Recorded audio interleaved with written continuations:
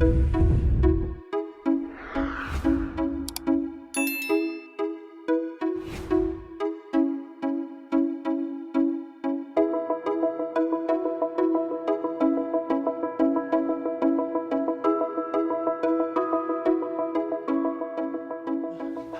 to another episode of Cooking at the Lake. Today we are so lucky. We are joined by Mike Ruggiero.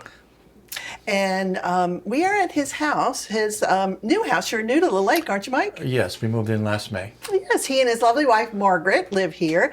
And he is a professional chef. So I feel like we're very lucky to learn all these different secrets about cooking that, you know, most of us don't know. So Okay, sure. Thank you for having us. My pleasure to be here. Well, now what are we cooking today? We're doing chicken enchiladas with black beans. I'm toning it down to more of an American style palate because I used to work in a Mexican restaurant many moons ago, and everything was a lot more spicier. But for the American palate, it just is more of what you can get in pretty much any local grocery store. That sounds wonderful. Now, what are the ingredients that we're using today? We're going to use a variety of ingredients that you can buy in any most local store. Some of the ingredients I will buy separately in Charlottesville at a store called Emanceria or Emancerer. I can't exactly remember. But you can get the tortillas there. I like them for the brand. They're fresher. Also, I get the Mexican cream, sour cream, and some of the enchilada chili mix. Wow. We have green chilies, but I'm going to use fresh. I prefer to use fresh. Nice. And like I said, everything else you can get. I get my cheddar cheese. You get a nice block. Whoa. At Costco for the good price. So it's really good. I recommend that. Well, this is the first tip, this fresher tortillas. I did not know that you could get some that would be a little bit more fresh. Yeah, so. No, the store has a variety of corn tortillas. There's blue corn. A lot of the ingredients you would find in most Latin countries. It's a really good store if you want to experiment with that kind of cuisine. That sounds great. Well, let's get started. Okay. First thing we do is you need a couple of 8-ounce pieces of chicken cutlets, and if we can move over to the stove. Certainly, sure. I've already pre-cooked a couple of them. All right, and so what do you do with the chicken? So we just put, I placed 2 8-ounce pieces of chicken cutlets, skinless, and I poach it in the chicken stock, about 2 cups, and bring it to a simmer for about 25 to 30 minutes. I have a professional thermometer I use. Wow. And you stick it into the center of the meat, and it should be about 165 degrees. It makes to make sure it's cooked through. Now, what's the difference between like poaching and cooking? I mean, I think of it the same way, but is it just a way that you kind of? Well, poaching is just a style of cooking something in water or stock of some sort. Even when you do eggs, that's a poaching also. Okay, so you do it like half. It looks like that it's halfway to the level of the pan. Is that correct? Correct. Okay. You don't want to submerge it completely. Okay. So when it's done, then it's nice and tender. We're going to take it out and cool it down a bit. Put it back onto the table, and we're going to shred it by hand. And that's the first step. Okay. So we're going to take this over to the counter. Sure.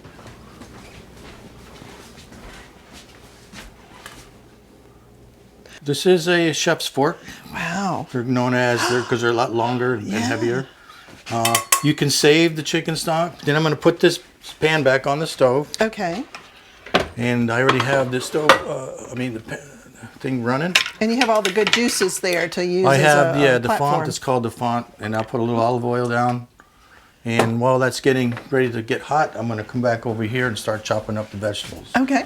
Again, the secret is to let this chicken cool before you got to let start it cool, to because it'll be too hard to touch. And I'll have a large mixing bowl to my side, where all the ingredients will go. When you shred the chicken, is there a difference between cutting it up and shredding it? Does it? No. Okay, so you could cut it up. With lettuce, when you cut it, it bruises it some. I just was wondering if chicken No. You can. Flavor. This is shredded chicken. It's most Spanish restaurants will either do beef or pork or chicken, and it all pulled apart. I see. And then it's just more pliable that way when you chew it. Yeah. If you chop it up into little pieces, it doesn't really mix as well. I see. It can all start falling apart. Well, see, that's why I'm asking all these questions. yeah. You're a professional, and so I'm like thank you. looking for every kind of clue Sure, that'll sure. make the recipe better. So, Yep, okay, sounds good. No, I'm trying to keep it as simple as possible, so anybody can do this. Great, sounds wonderful. Okay, what's the next step? Next step is we're going to keep an eye on that stove. So the if that starts to smoke, we know we got to get our vegetables Okay, in. all right. Oh, pretty. So there's Look at that. several ways to cut a pepper. My professional, that's not the right word. My personal view is to just cut them from the sides, so you don't have to worry about the seeds. Oh, that's a great idea. Never Right. thought of that. And The heck then with you that, yeah. then you just cut them this way. Use your knuckles. And you pull towards you. Now, I've often seen on those cooking shows where they all unwrap this extravagant set of knives. Is that the first thing? Ooh, aren't you going to watch where you're cutting? No, Oh my gosh! this is what use a us, finger. us professionals can do after so many. Should we say don't So try you- this at home? I always watch what where I'm cutting, and it still sometimes doesn't work. But So there you go. good job. Nice rough chop. Let me see. And these are Cubanelles. Are these milder? Are These the are mild. These are all very Okay. mild. These are like Anaheim chilies are what's in the can. These are Cubanelles, but they're very similar. But these have a little more milder flavor even than the green chilies. Now, is this the kind that they use for chili rellenos? Chili Rianos, or they use Poblanos. Poblanos. They're Okay. like a darker pepper, really rich colored. Yeah, green. I love a chili relleno. Those are so This delicious. see another thing, you don't have to worry about the seeds in these. They're not as hot as like a jalapeno, Oh, that's good. or a poblano. But it looks like they have a lot of flavor to them. They have a lot, but it's mild. Oh, Yeah. They're not that strong. But I try to use as fresh ingredients as I can. I don't particularly like using canned stuff. Even the beans, I would soak them overnight, fresh beans, and then boil them for several hours. Now, do you find that I've had a recipe with red beans and rice, which I love, but they'll have it where you cook them for maybe 20 minutes to a boil, and then you let them sit for 2 hours. You prefer soaking your beans overnight? I've tried every which way. You can even just do them when they're still hard. Yeah. But it's just timing. How much time do you have? Even if let's set them soak them overnight, it still takes 2-3 hours to cook a fresh bean.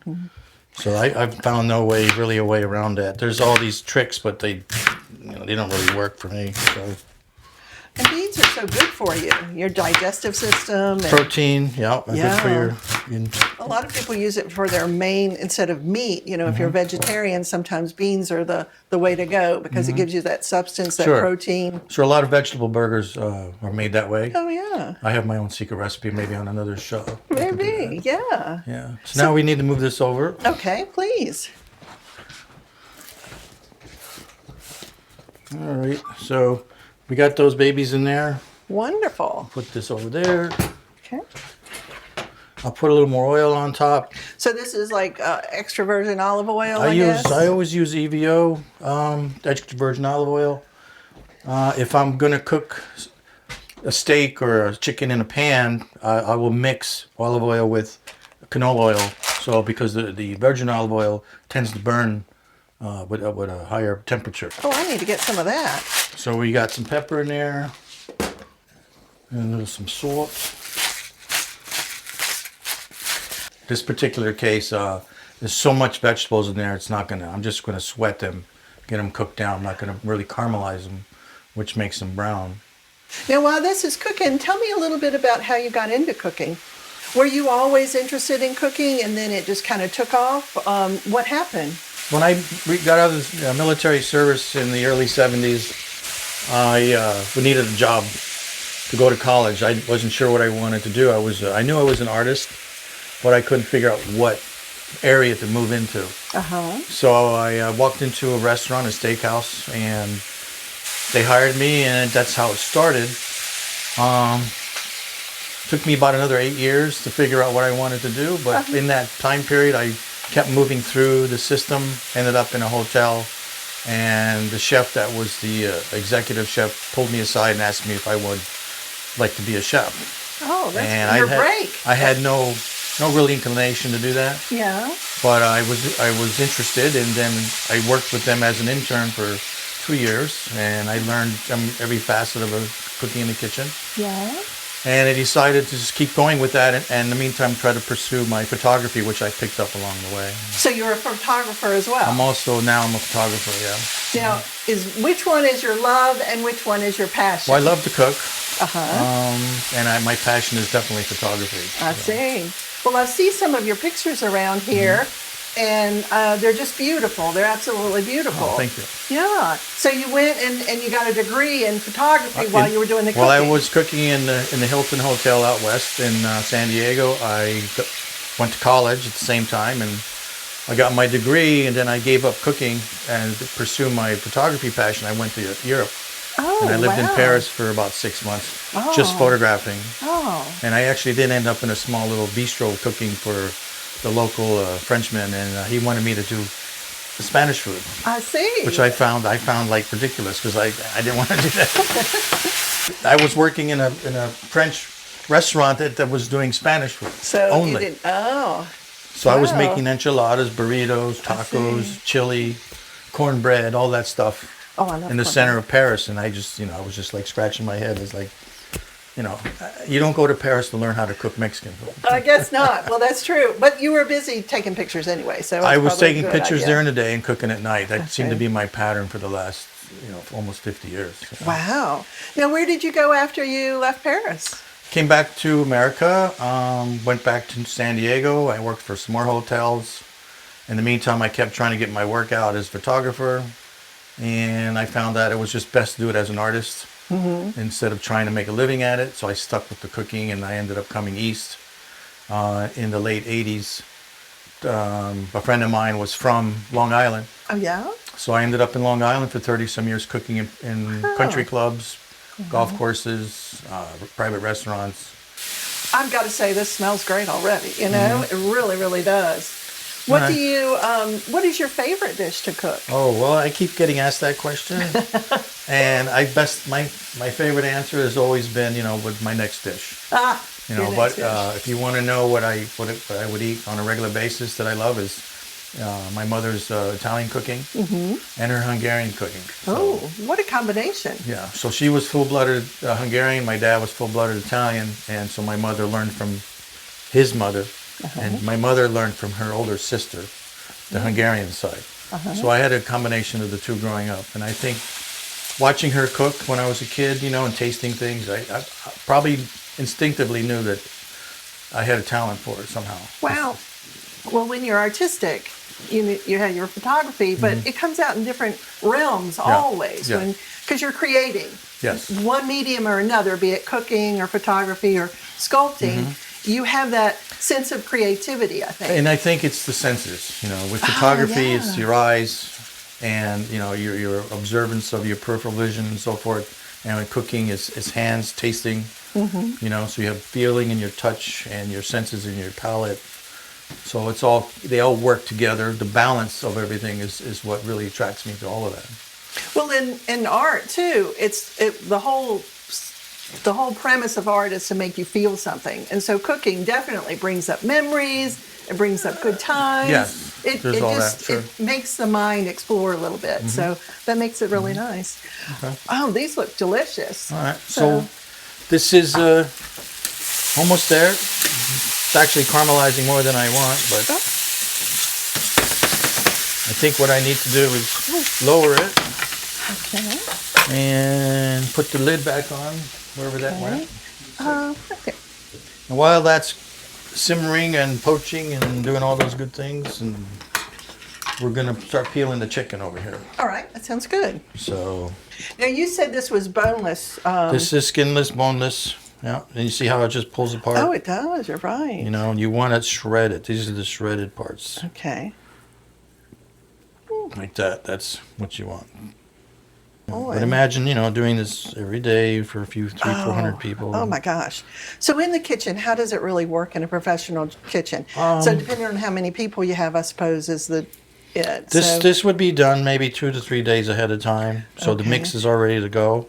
if you had to keep some spices on hand, what are some of the top ones that you would have? I always have chili powder. There's two types. There's a red and it's a light brown. Now, I've heard that you really like things very spicy. So chili pepper is one. Chili powder, Oh, excuse me, powder. cumin, Yeah. oregano, Oh, I love oregano. paprika. Now, paprika, that is in a lot of different dishes. Now, what does it bring to a dish? It's just paprika? another pepper. It's like pimento, but it's dried out.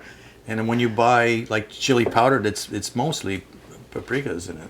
I see. And it's Hungarian, right? It can be. This could be Spanish. Yeah. Could be Indian. Hungarian paprika has the most flavor. So when I make Hungarian food, I use that. Yes. And Does it you have can- a smoky flavor to it a It's little bit? it's a little smokier. Yeah. It can be sweet or hot. Now, what was a favorite dish that your mom and I used to family love, used to? which I still make. Nobody eats it except me. I don't know why, but I make stuffed cabbage. So while this is done now, let's check our peppers. Okay.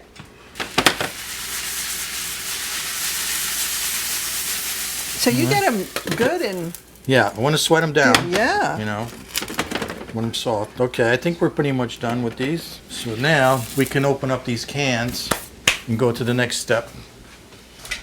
So, and you want to strain everything. You don't want your mixture too wet, Okay. because then it's just gonna, be a Bleed mess. out. Yeah. All right, so we got this. Can I help with this? Sure. Okay. These I find are so difficult to find for some reason. You have to go the opposite direction. Oh. Yeah. Isn't that weird? Yeah. Because I was ready to throw it away. I mean, I go through these 5 of these a year. I don't know why they make these things so cheap. They don't cut. I don't know. It worked pretty good right then. Well, if you went the opposite I way. know. Oh, I see what you mean. So see, there's a lot of water. I don't know if you can see, but there's a lot of water in these things. So we want to drain it.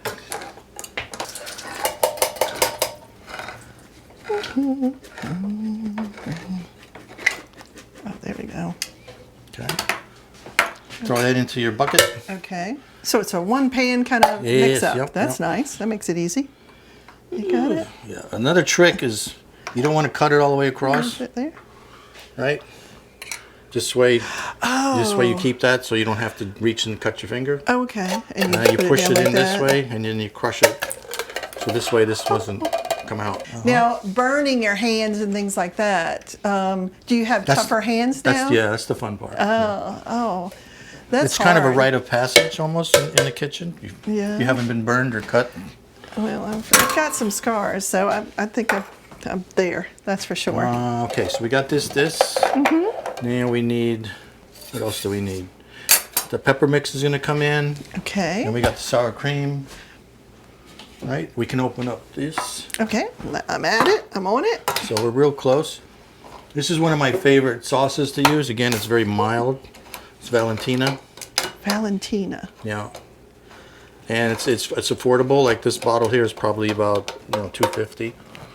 It's a hot sauce, but it's not really that hot. It's more, again, it kind of pairs with the enchilada sauce. Okay. Has a real Now, did you mild- get it at the Mexican store? I got that in at town? the Mexican store, but again, you can get this at most any local store, Food Lion.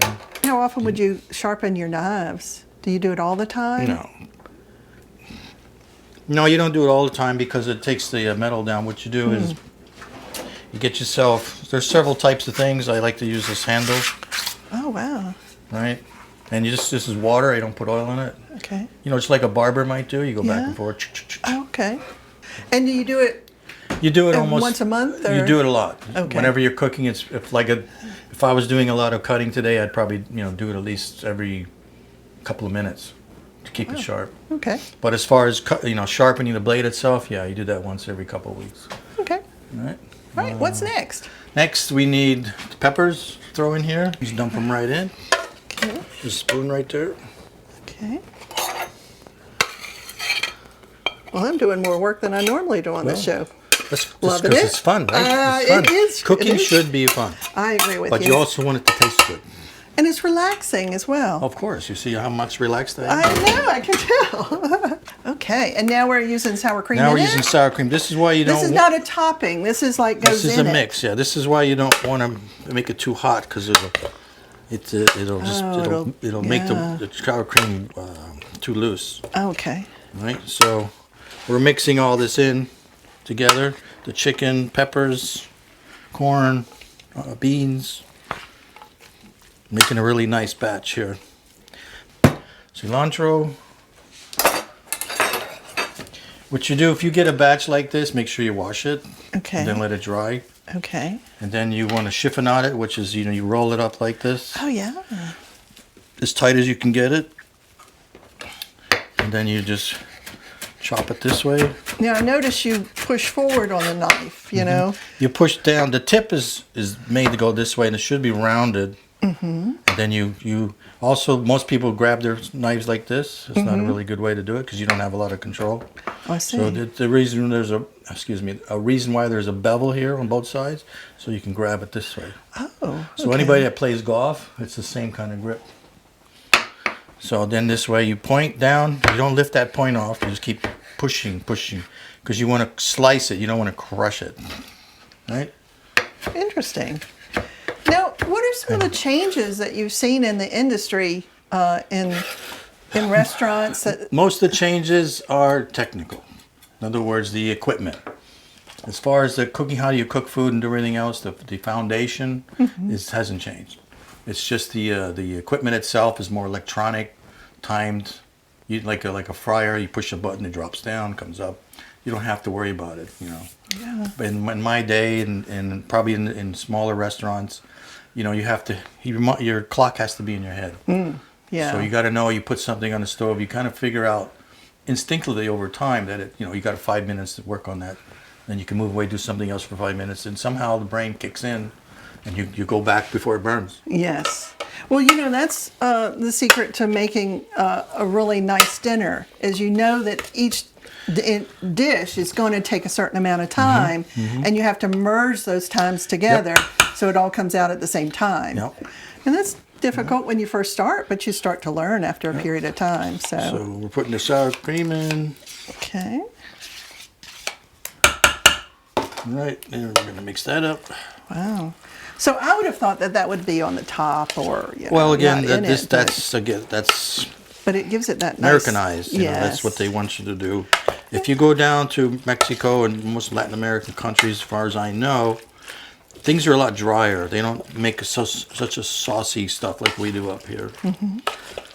Americans like sauce. So next step is the tortillas. Be able to do what I'm going to do. So you're going to need some tongs. Okay.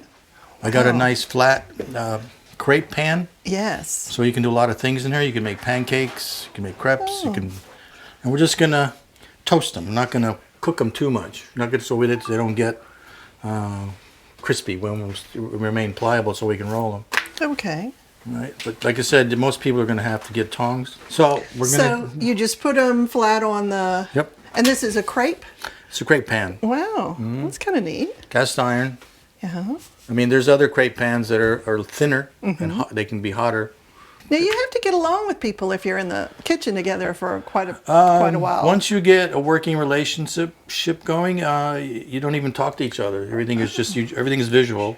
Yeah. You're watching each other work, and you might say, how long is this? How long is that? We got all come up at the same time. Yeah. You might have 5 people on the line or 3, and they all have different things to do. And so when the chef has the pickup table such and such, you all want to put your stuff up at the same time. Yeah. So what we're going to do, put a little, I kind of mimic or make fun of New Yorkers sometimes because I'll put a little sauce over here. I'm from California, so we don't say sauce. I say sauce. But tortilla, some stuffing. These are nice serving spoons that I bought years and years ago. So, and then you just have to roll it. You push it forward like this. Can you see this? Yes.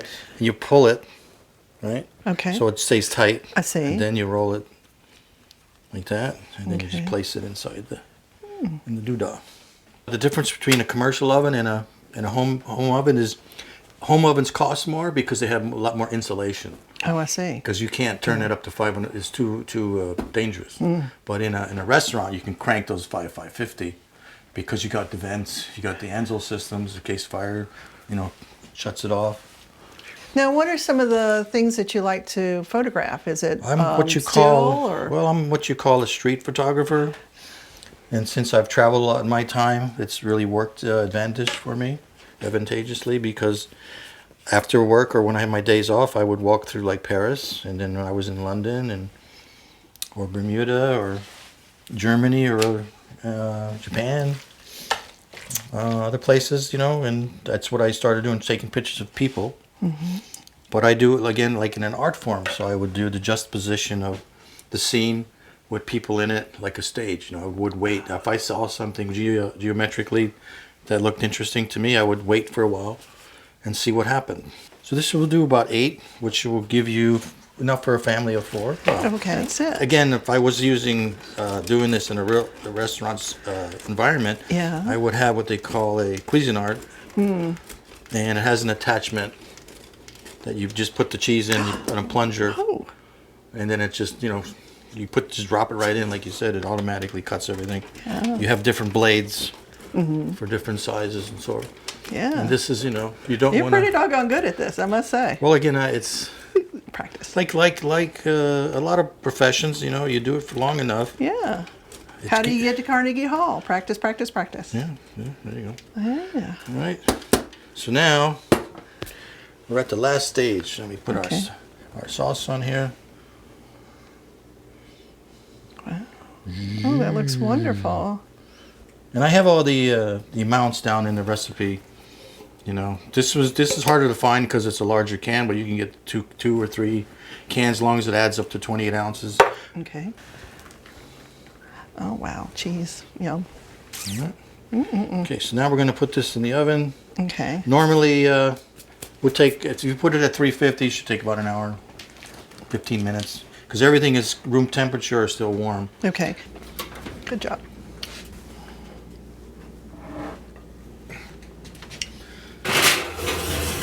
All right. Normally, I usually cook most of my food at 375 when I'm baking. I just prefer it that way because I'm just used to that over the years. If this wasn't a real restaurant, we would have it at 450 or 500 degrees with the convection blower going, and it would rapidly cook everything so fast you can pull it in and out in like 3 to 4 minutes. But this will take about an hour at 375. Another thing the chef will do in the kitchen, we just throw the towel over our shoulders so you can wipe things like this. It's a lot easier. Put that here. This is a special board that doesn't move. Oh yeah, with the especially for the home cook, But if we were in the kitchen, we usually put a wet towel underneath it so it doesn't slide. Yeah. Because we have much bigger boards. I see. And they usually That's a good idea, color coded. Now, I know that you've joined the broadcast committee. I have. Well, with your expertise on photography, that brings another layer of knowledge to the group. Always looking for helpful hands, number one, but also a keen eye. That's great. Yes. We're always looking for new people to join and program ideas. So if you have any program ideas, that would be good as well. All right. So we're just pretty much done. My suggestion, we haven't had time to do this, but I would make a Mexican rice. Oh. So you just need whole grain rice, not Uncle Ben's. Okay. And what you want to do is you cook them in oil. Okay. A lot of oil, so it toasts it. It gets a really nutty flavor. Okay. And then you add in similar peppers like we just did. Peppers, onions, some garlic, and tomato paste, a little turmeric, depending how you want to say it. Yeah. And chicken stock. And cook it your normal way of cooking rice, maybe 15 minutes, once it comes to a simmer. And then I would serve that alongside of the enchiladas. Sounds delicious. That's wonderful. So we'll take a look. Let's see what's going on. Looking really good here. Ooh, it's bubbling around the And it's edges. bubbling. This is what we want. You see that bubble, bubble, bubble? I do. Look at that, huh? Isn't that wonderful? Oh, that looks delicious. Fantastic. All right. Man, this absolutely looks delicious. I can't wait to try it out. Okay. All right, so I'm going to garnish it a little bit. okay, sounds good. Sounds great. So I'm going to sprinkle and make it look prettier. Oh, it does look nice. The All right, green. these are the green onions. contrast. It's not on the recipe, but you can put anything on you want on here. I have jalapenos from the can I showed you earlier. Yeah. I actually made my own arbo sauce, which is very, very spicy, hot. I'm going to stay away from that. All right, and then these are nice fresh cut radishes I did a little earlier. It gives a little bit of crunch. And then we'll open up, cut one. All right, and it doesn't have to be so. That looks so delicious. perfect. All right, and then we could chop up a little cilantro. Don't have to do very much. Yeah. Some people like that. Okay, you ready for another little dish? I am. I can dig in anywhere you want. Yeah. If you want the end, it's a little. I'll do like the ends of things. Like the ends of things. So, Yes. So let me pull this. Oh, just apart. give me one. Let's try it out You wanna first. just try Okay. it out? Yeah. right. Oh wow. Sometimes they stick too. You know, so I don't wanna- do you want your mitten? Let me get it for you. I got. Or a I got towel. Let me my get a fingers towel. are I don't good. want you I to got hurt it, yourself. I got it. Okay. Oh, that looks delicious. Are you going to join me? I could. Okay. Now, Grab when me a you fork. talk about restaurants being open during the weekend, Yes, it's not the and- life for everybody. it wouldn't seem like it. It's hard on a family. It's hard on the family life for yourself and for your family. You have to work basically every weekend. If you want to work in a fine dining restaurant, you're going to be working every night. Oh, wow. The only way maybe around that is if you work in a hotel, you could probably get into a daytime shift. But the best food is always at night. Oh, Best restaurants around the world. Okay, enjoy. yes. Cheers. Cheers. Yeah. Oh, my goodness. That's wonderful. Yeah. The best part, when somebody loves something, they were not able to talk. This cheese, what type of cheese did you use? This is the one from Costco. Oh, It's that's- cheddar. You buy it in a 3-pound block. And if you'd like cheese and tacos, enchiladas, you need a lot of cheese. It can be very expensive if you buy it like in those little 8-ounce packages or whatever. Plus, it's not as fresh. You can see when I did it with the mandolin type of shredder, the cutting box. I don't want to stop eating, but I'm No. just going to. Yes, that's what chefs want from when they make their food. I can believe it. Well, Mike, thank you so much for having us today. I really appreciate it. And this recipe is fabulous. It did look like it was fairly simple. I mean, it sounded a little complicated, but when you watch it, it really came together very nicely. No, the most complicated part, which really isn't, is the poaching of the chicken. And just shredding it. Everything else, except chopping a little bit, but it's very simple to put together. Well, thank you And if you again. follow the procedure, it's even easier. So, Well, appreciate you having us and showing us this wonderful recipe you're welcome. and all your insights into the restaurant Sure. business. Anytime, give me a call. If Sounds any good. of your viewers want to, have a question for you, I'll be glad to answer it through that. Your Email. email. Thank you very much.